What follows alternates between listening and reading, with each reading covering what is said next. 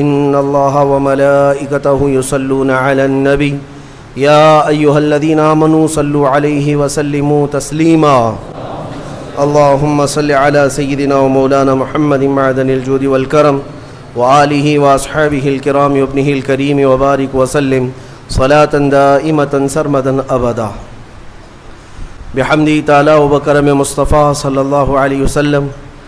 آج کی شب میں قرآن عظیم کے 4 پارے مکمل ہو چکے ہیں۔ اللہ عز و جل بقیہ قرآن کو ہمیں صحیح تجوید کے ساتھ پڑھنے اور آپ سب کو سماعت کرنے کی توفیق عطا فرمائے۔ عزیزان گرامی، آج ہم نے سورہ آل عمران کی مکمل تلاوت کر لی اور پھر اس کے ساتھ ہی سورہ نساء کی بھی کچھ آیتیں تلاوت ہوئیں۔ سورہ بقرہ کے بعد بڑی سورتوں میں سورہ آل عمران ہے۔ آل عمران، اس کا کیا مطلب ہے؟ عمران کون ہے؟ یہ آل کون ہے؟ یہ حضرت عیسیٰ علیہ السلام کے نانا، ان کا نام عمران تھا، یعنی حضرت بی بی مریم کے والد۔ حضرت عیسیٰ علیہ السلام کی ماں ہے سیدہ بی بی مریم، حضرت مریم کے والد تھے عمران۔ ہوا یہ تھا کہ عمران اور ان کی بیوی حنہ، یہ دونوں لا ولد تھے، اولاد نہیں تھی کافی سالوں تک، یہاں تک کہ ان کا بڑھاپا آ گیا، ان کو اولاد نہیں تھی۔ کس کو؟ عمران اور حنہ کو۔ ایک دن حضرت حنہ نے اللہ تعالیٰ کی بارگاہ میں اپنے بڑھاپے کے زمانے میں یہ نذر کر لیا، منت کر لیا کہ اے اللہ، تو مجھے اگر بیٹا دے گا تو میں تیرے گھر بیت المقدس کے لیے وہ بیٹا وقف کر دوں گی۔ انی نذرت لک ما فی بطنی محررا فتقبل منی۔ یہ کون؟ عمران کی بیوی حضرت حنہ، حضرت عمران کی بیوی حنہ، انہوں نے نذر کیا، منت کیا۔ یہاں سے نذر کرنا اور منت کرنا قرآن پاک سے ثابت ہے، لیکن منت کا وہ طریقہ نہیں جو آپ نے ایجاد کر لیا کہ کہیں تالا لگا دیں گے اور دھاگا باندھ دیں گے تو منت ہو گئی۔ منت تو اللہ تعالیٰ کی بارگاہ سے ہے، نذر شرعی۔ ہاں، اولیاء کاملین کے دربار میں بھی ہم عہد کرتے ہیں، کیونکہ اولیاء کو اللہ تعالیٰ نے تصرف عطا کیا ہے، وہ سفارش کرتے ہیں اللہ کی بارگاہ میں۔ تو نذر جو شرعی ہے وہ قرآن سے جو ثابت ہے وہ یہ ہے کہ اللہ کی بارگاہ میں یوں نیت کر سکیں آپ، یوں نذر کر سکتے ہیں آپ کہ اے مولا، اگر مجھے اولاد ہو گئی تو میں مسجد بنا دوں گا، یا مسجد کے لیے فلاں چیز وقف کر دوں گا، یا ایک قرآن پاک مکمل تلاوت کروں گا، یا 10 روزے رکھوں گا، یا 10 مسکینوں کو کھانا کھلاؤں گا۔ یہ ہوتی ہے منت کے طریقے۔ آپ تو شارٹ کٹ ڈھونڈتے ہیں نا، آسان چاہیے۔ منت ایسی کرو، خالی دھاگا باندھ دوں گا یا چادر چڑھا دوں گا جس میں محنت کچھ نہ لگے۔ ارے نذر کا طریقہ یہ تھا کہ آپ روزہ رکھنے کی نیت کر لیتے کہ اگر میرا فلاں کام ہو گیا تو میں 10 روزے رکھوں گا، یا کم سے کم 3 روزے رکھوں گا، یا ایک قرآن پاک پڑھوں گا، یا 100 رکعت نماز ادا کروں گا۔ نذر کرنے کے طریقے۔ حضرت حنہ نے جو نذر کیا، منت کیا، وہ کیا کہ اے اللہ، اگر تو مجھے بیٹا دے گا تو میں وہ بیٹا بیت المقدس کے لیے وقف کر دوں گی۔ پہلی بات تو اولاد ہے نہیں، بڑھاپے میں جا کر اگر بیٹا ہو بھی گیا تو وہ تیری بارگاہ میں وقف کروں گی۔ یہ ہے نذر اور اللہ تعالیٰ سے محبت کا طریقہ۔ اور قرآن کہتا ہے کہ حضرت حنہ حاملہ ہو گئی، بچے کے آثار نظر آئے بڑھاپے کی عمر میں۔ فلما وضعتھا، پھر جب بچے کی ولادت ہوئی تو بیٹا نہیں ہوا، بیٹی ہوئی۔ انہوں نے نذر کیا کیا تھا؟ بیٹا ہوگا تو بیت المقدس میں وقف کروں گی، لیکن کیا ہوئی؟ بیٹی ہوئی۔ قالت رب انی وضعتها انثى، کہنے لگی اے اللہ، میں تو بیٹی کو جنم دے دی، میں نے تو بیٹی جن دیا۔ واللہ اعلم بما وضعت، اور اللہ فرماتا اللہ سب سے بہتر جانتا ہے کہ اس نے کیا جنم دیا، بیٹا ہے یا بیٹی. لیکن اب یہاں بیٹا بیٹی کا فلسفہ بھی ختم کرتے ہیں. تمہیں اولاد میں کیا چاہیے کیا نہیں چاہیے. قرآن کہتا ہے وَلَيْسَ الذَّكَرُ كَالْأُنثَىٰ، اللہ نے یہ فرمایا ہاں بیٹا بیٹی کی طرح نہیں ہو سکتا. یہ نہیں کہا کہ بیٹی بیٹے کی طرح نہیں ہوتی. قرآن کہتا ہے بیٹا بیٹی کی طرح نہیں ہو سکتا. بیٹی پیدا ہونے پر جو ناک بھون سکیڑتے ہیں، بعض کے تو گھروں میں طلاق کی نوبت آ جاتی ہے. ظالم ہیں وہ لوگ. ان کو بیویوں سے یا عورتوں سے شادی نہیں کرنی چاہیے، کسی روبوٹ سے یا مشین سے کرنی چاہیے. کیا یہ بیٹا اور بیٹی پیدا کرنا تمہارے ہاتھ میں، شوہر کے ہاتھ میں یا بیوی کے ہاتھ میں؟ یا اللہ تبارک و تعالی قادر مطلق کے فیصلے ہیں، وہ جسے جو چاہے عطا کرے. رب تبارک و تعالی کسی کو بیٹا دیا کسی کو بیٹی دیا. اور یہ جہالت کے رسم کو ختم کریں اپنے گھروں سے. بیٹی ہو گئی تو کیا ہوا، ارے اس کی نسل کیسے چلے گی. یہ جہالت سب سے زیادہ عورتوں میں پائی جاتی ہے. عورتوں میں تانے مارنا ان عورتوں کو جن کے ہاں بیٹیاں ہوتی ہیں کہ ایک ہوئی، اچھا 2 ہوئی بیٹیاں، 3 ہوئی، 4 ہوئی بیٹیاں. ظالمو تمہیں کیا پتا میرے رسول کو بھی 4 بیٹیاں ہی ہیں. رسول کریم صلی اللہ تعالی علیہ وسلم کو اللہ نے 4 بیٹیاں دیا، بیٹے بھی دیا، لیکن بیٹے کوئی حیات نہیں رہے. اور جو نسل میرے مصطفیٰ کی چلی وہ بیٹی سے ہی چلی. آج بھی پوری دنیا میں سادات جو ہیں وہ کس کی اولاد میں سے ہیں؟ وہ سیدہ کائنات فاطمۃ الزہرا کی اولاد میں سے. بیٹی کے لیے عیب نہ سمجھو میرے عزیزو. حضور اکرم صلی اللہ تعالی علیہ وسلم اپنے صحابہ کے ساتھ کسی طرف جا رہے تھے. رات کا وقت تھا. رات کے وقت میں ایک گھر کے اوپر آسمان سے روشنی پڑ رہی ہے. صحابہ دیکھتے کھڑے رہ گئے. کوئی خاص روشنی ہے جو اسی گھر پر پڑ رہی تھی، جس کو کہتے ہیں کہ نور کا حالہ ہے. صحابہ رک گئے اور پوچھا یا رسول اللہ صلی اللہ علیہ وسلم، سارے محلے میں یہ ایک ہی گھر پر آسمان سے ایک عجیب روشنی پڑ رہی ہے، کیا ہے، کس وجہ سے؟ نبی پاک صلی اللہ تعالی علیہ وسلم نے فرمایا جاؤ اس گھر سے معلوم کرو. اس گھر میں 2 چیزوں میں سے ایک ہوگی، یا تو وہ لوگ کسی یتیم بچے کی پرورش کر رہے ہوں گے یا آج ہی ان کے گھر میں بیٹی کی پیدائش ہوئی ہوگی. صحابہ کہتے ہم گھر گئے، وہی روشنی والے گھر، جا کر کے پوچھا آج تمہارے گھر میں کوئی نئی خبر ہے؟ تو گھر والوں نے کہا اللہ نے آج ہمیں بیٹی عطا کیا. میرے عزیزو ہمارے ہاں پہلے پرانے لوگ کہا کرتے تھے پہلی بیٹی گھی کی روٹی ہے اور برکت والی ہوتی ہے. جو لوگ جہالت کی رسموں کو اپنے ہاں پنپنے دیتے ہیں، میں سمجھتا ہوں کہ وہ مسلمان معاشرہ نہیں ہے، یہ غیروں سے لیا ہوا معاشرہ ہے. یہ عرب کی جاہلیت ہے جو بیٹی پیدا ہونے پر زندہ دفن کرتے تھے. میرے مصطفیٰ کریم صلی اللہ علیہ وسلم کی حدیث ہے کہ اللہ نے جس کو 2 بیٹیاں دی، آپ نے برسر اعلان یہ فرمایا اللہ نے جس کو 2 بیٹیاں دی اور اس نے پرورش کر کے اچھی اور اس کا نکاح کر دیا، حضور فرماتے میری شفاعت اس پر واجب ہے، میں اسے جنت میں لے جانے کی ضمانت دیتا ہوں. ایک صحابی آئے کہا یا رسول اللہ ایک ہی بیٹی ہے میرے پاس. آپ نے 2 بیٹیاں جس کی ہے اس کے لیے فضیلت بیان کی، میرے پاس تو ایک ہی بیٹی ہے. حضور اکرم صلی اللہ علیہ وسلم نے فرمایا جا ایک بیٹی کی بھی پرورش کرے اس کے لیے بھی جنت ہے. تو یہ ہمارے مذہب میں ہماری شریعت میں بیٹا بیٹی کا یہ فلسفہ نہیں. اللہ تبارک و تعالیٰ کی طرف سے جو ملا وہ انعام ہے. تو اب میں بات جو عرض کر رہا ہوں آل عمران میں جو مسئلہ آیا ہے وہ حضرت حنہ کو کیا ہو گئی، بیٹی پیدا ہو گئی. وہ بیٹی کون؟ وہ حضرت مریم. عمران اور حنہ ان کو اولاد نہیں تھی، نظر کیا بیٹا ہوگا تو وقف کریں گے بیت المقدس میں، لیکن بچے کی ولادت میں دیکھا کیا پیدا ہوئی، بیٹی پیدا ہوئی. بیٹی کا نام انہوں نے رکھا مریم. اور پھر اللہ تعالیٰ کی بارگاہ میں اس کے لیے دعائیں بھی کی کہ اے اللہ اس کو شیطان رجیم سے ہمیشہ محفوظ رکھ. پھر وہ چھوٹی سی بچی کو لے کر کے یہ دونوں ماں باپ بیت المقدس میں آئے. مسجد اقصی میں آئے.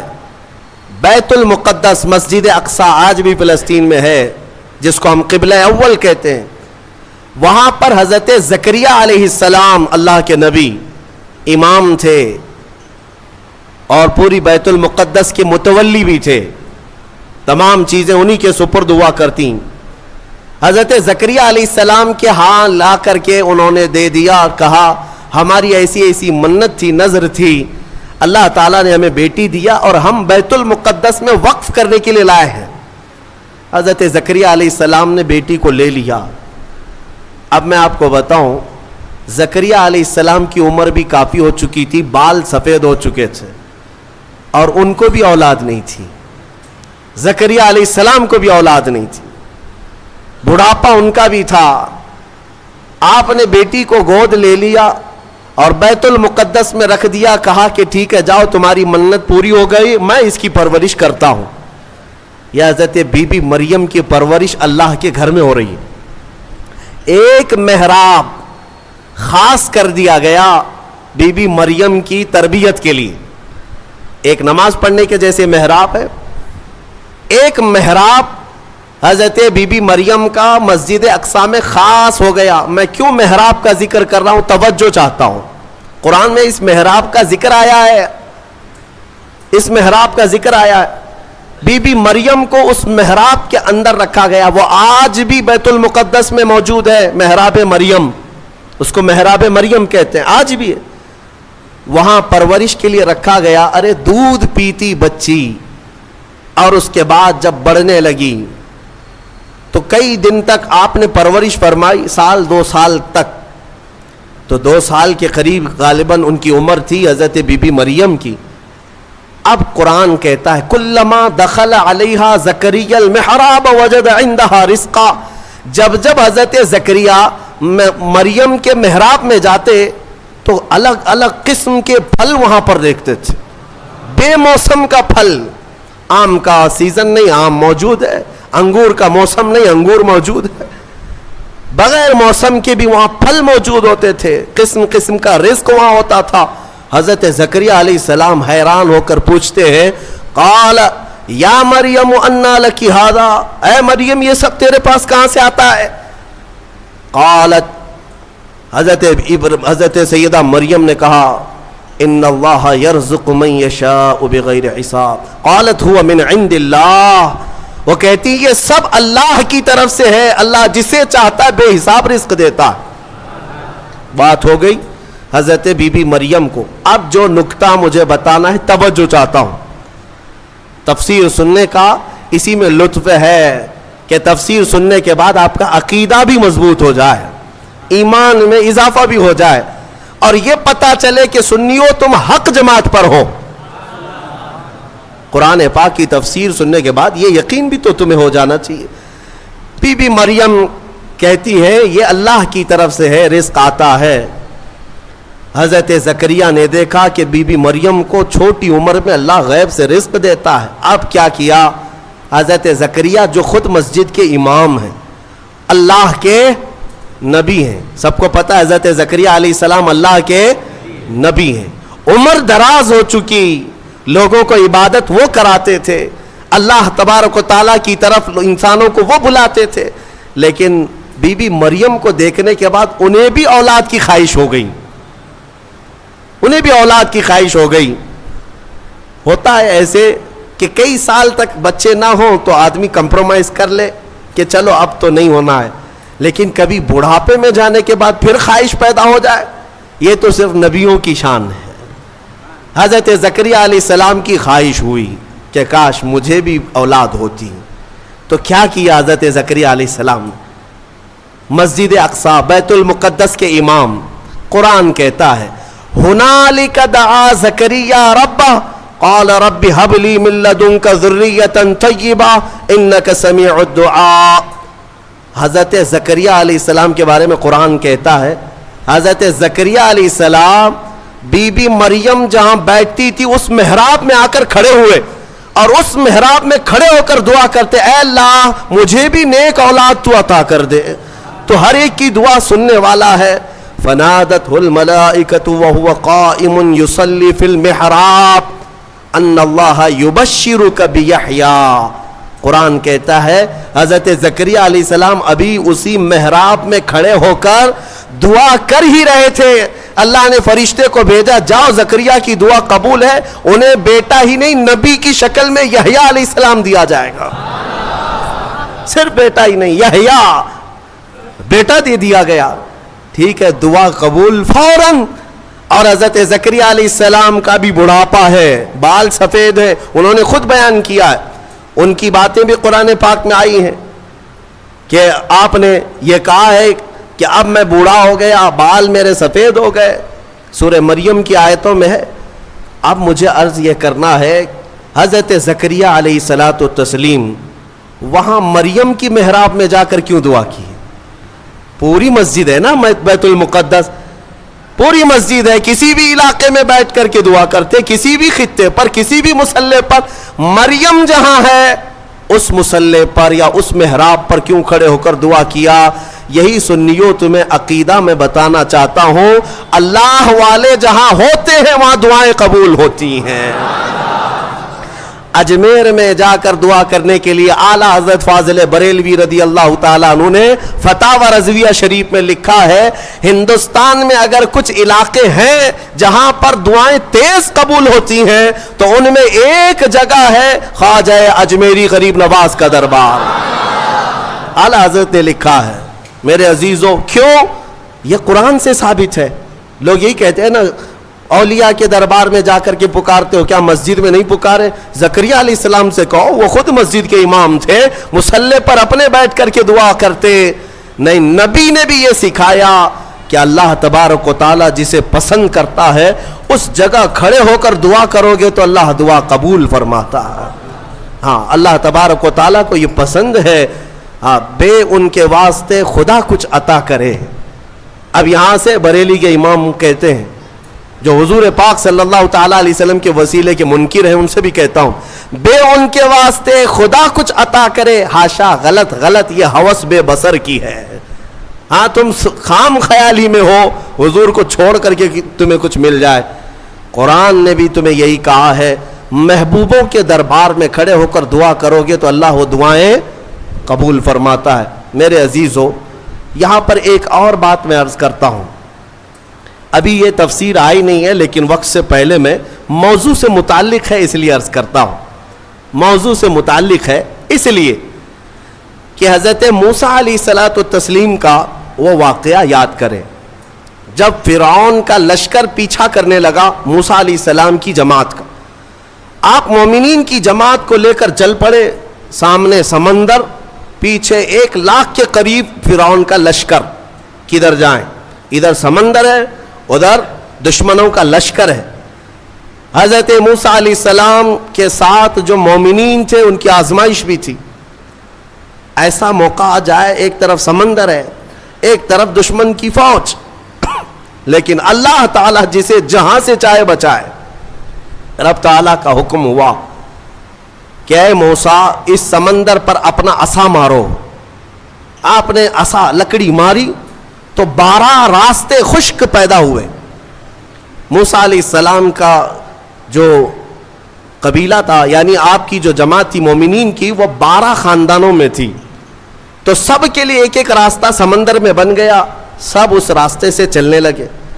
سمندر کے دوسرے کنارے وہ پہنچ گئے. فرعون نے دیکھا راستہ کھلا ہوا ہے, ہم بھی چلتے ہیں.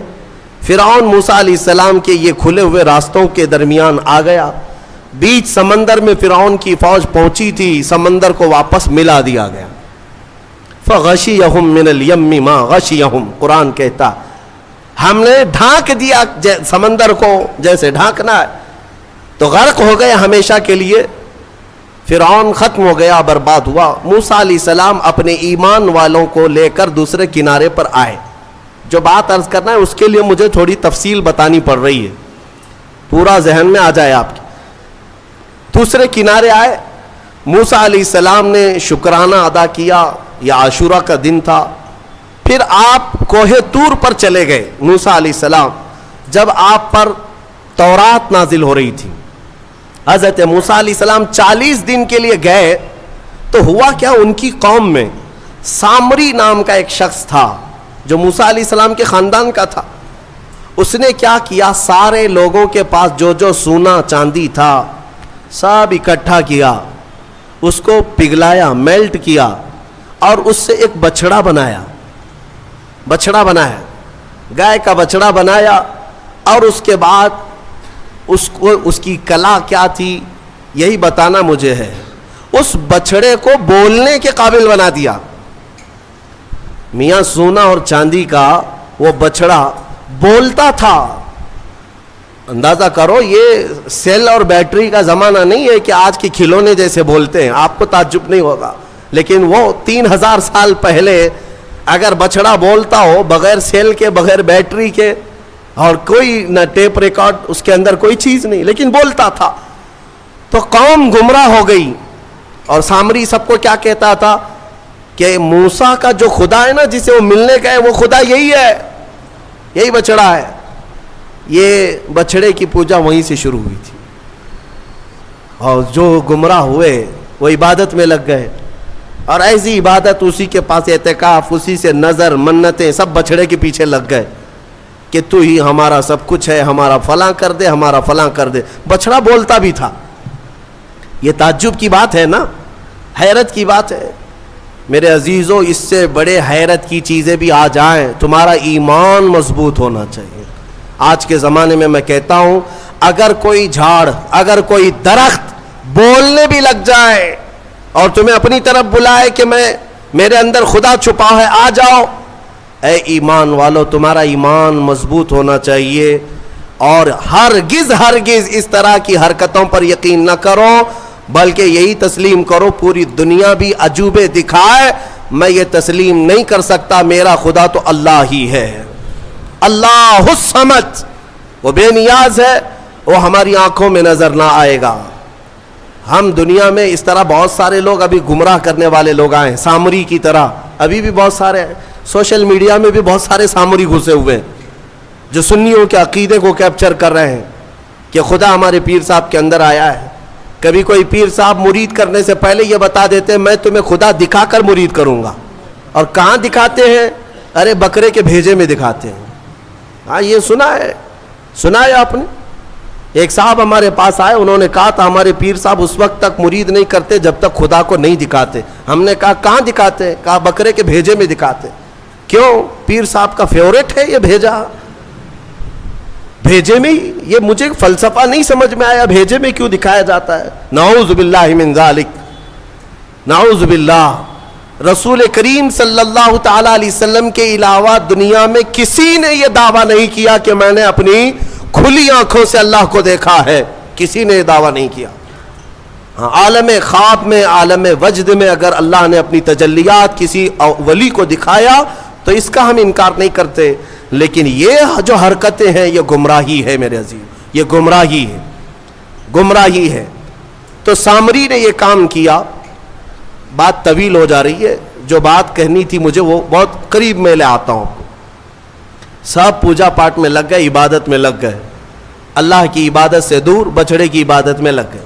موسیٰ علیہ السلام جب واپس آئے تو دیکھا ان کی قوم گمراہ ہو چکی ہے. 40 دن کا جو گیپ تھا نا, یہ قوم کو گمراہ کر گیا.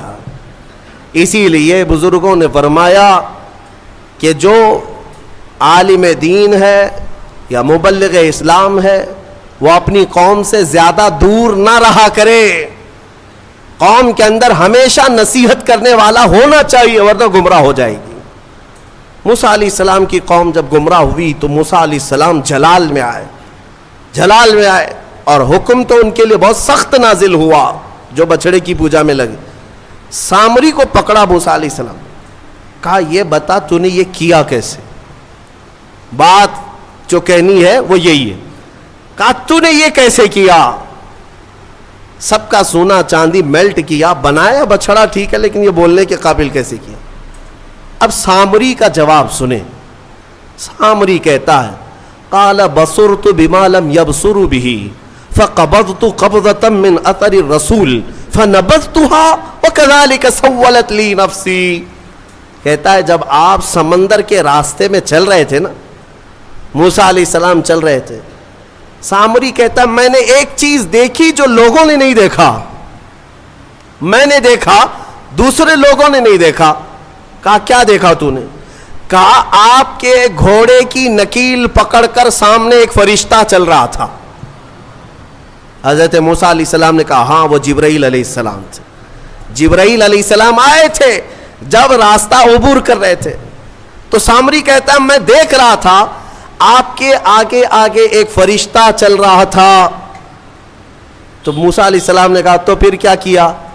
وہ کہتا ہے وہ فرشتہ جیسے جیسے چلتا جا رہا تھا میں اس کے پیروں کے نیچے کی مٹی اٹھا رہا تھا، جبرائیل علیہ السلام کے پیروں کے نیچے کی مٹی اٹھاتا رہا اور وہ میں نے جمع کر لیا جتنی مٹی مجھے ملی، اور جب کنارے پر آئے اور آپ گئے تھے کوہ طور، میں نے اس بچڑے کو بنا کر کے اس کے منہ کے اندر یہ مٹی ڈال دی تو وہ بولنے کے قابل ہوا۔ وَكَذَلِكَ سَوَّلَتْ لِي نَفْسِي، وہ کہتا ہے ایسے میرے یہ کام بن گیا، اس مٹی کا ہی اثر ہے۔ اللہ اللہ، اے سنیوں میں یہی کہنا چاہتا ہوں، جبرائیل علیہ السلام کے پیروں کے نیچے کی مٹی اگر بے زبان بچڑے کو بولنے کے قابل بنائے تو جو جبرائیل اپنا ماتھا رسول اقدس کے تلووں پر مس کرے، اس رسول پاک کے قدموں کے دھول کا حال کیا ہوگا؟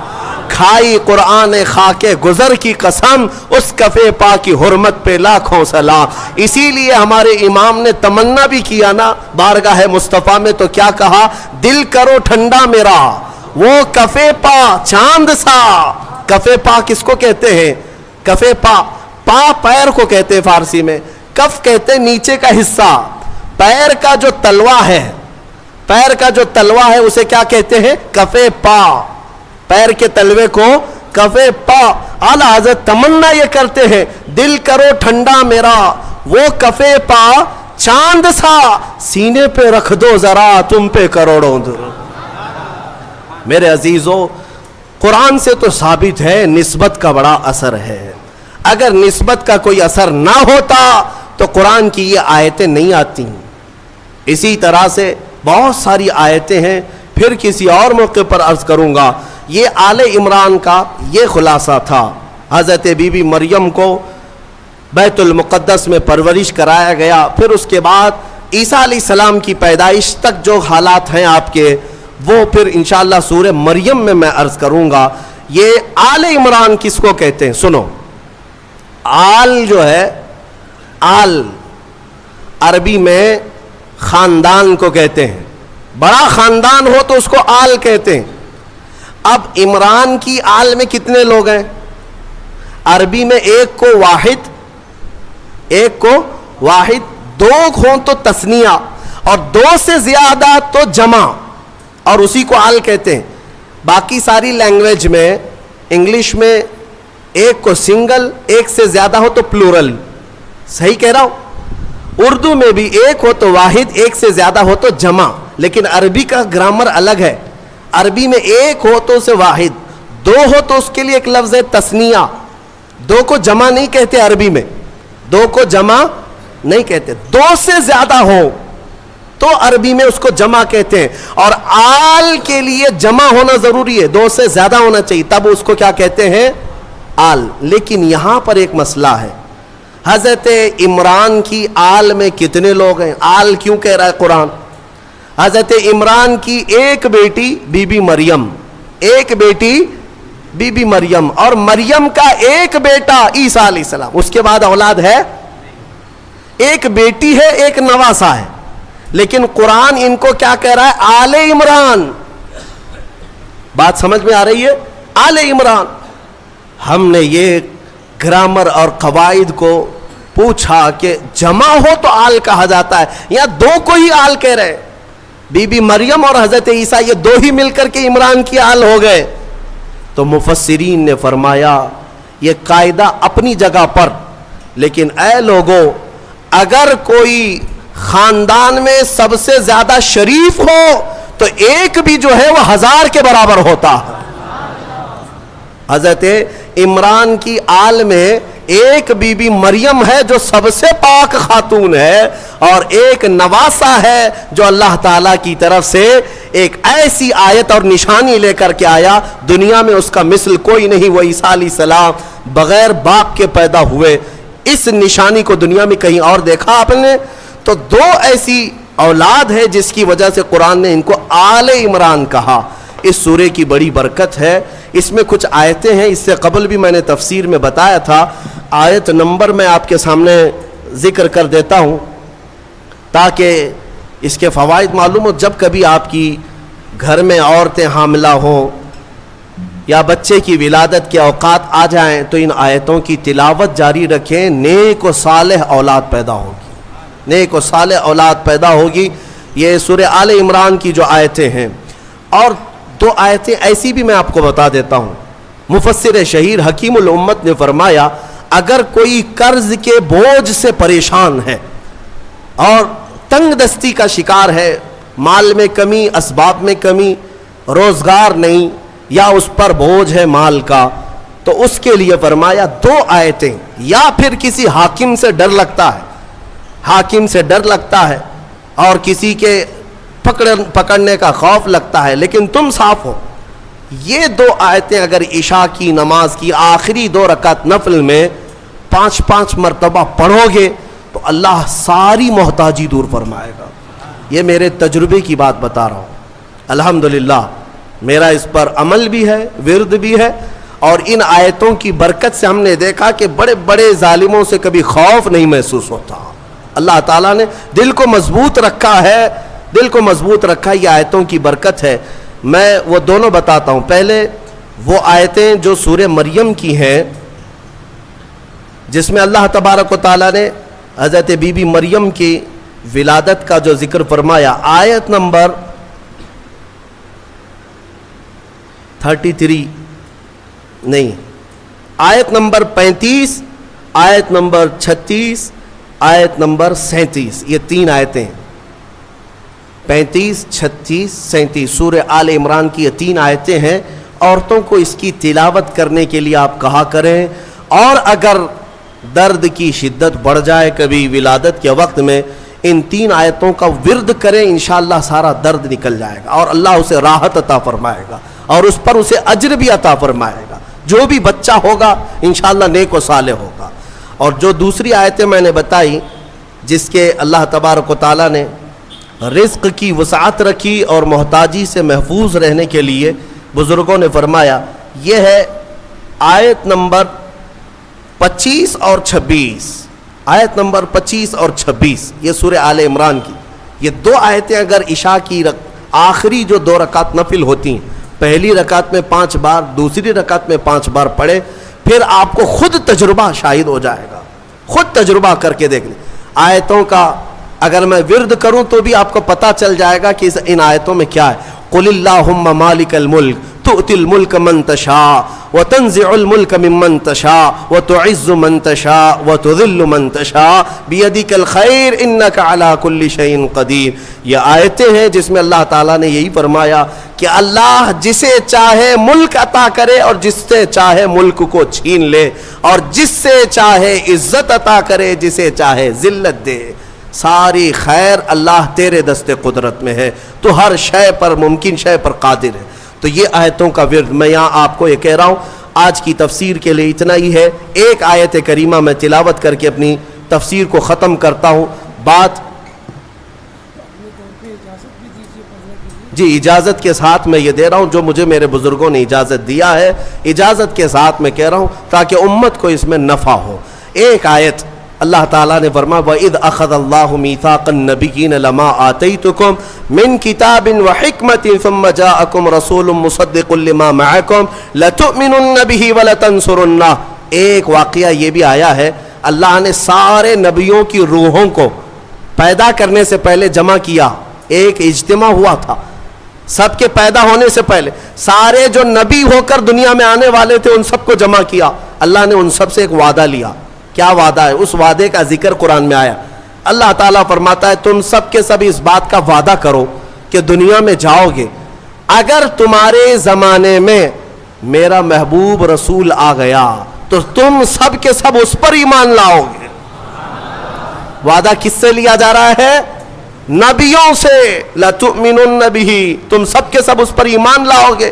اور اتنا ہی نہیں بلکہ اس کی مدد بھی کرو گے، مدد بھی کرو گے. اور اتنے ہی پر کافی نہیں، اللہ نے پھر پوچھا کیا تم سب کو اس بات کا اقرار ہے؟ ساری روحوں نے کہا ہمیں اقرار ہے. اللہ فرماتا ہے ٹھیک ہے، میں تمہارے ساتھ گواہ بن جاتا ہوں. میں انا معکم من الشاہدین، میں گواہ ہوں تمہارے ساتھ کہ رسول میرا آئے گا تو تم سب کے سب اس پر ایمان لاؤ گے. مجھے بتاؤ اے سنیوں، پھر میلاد مصطفیٰ کہتے کسے ہیں؟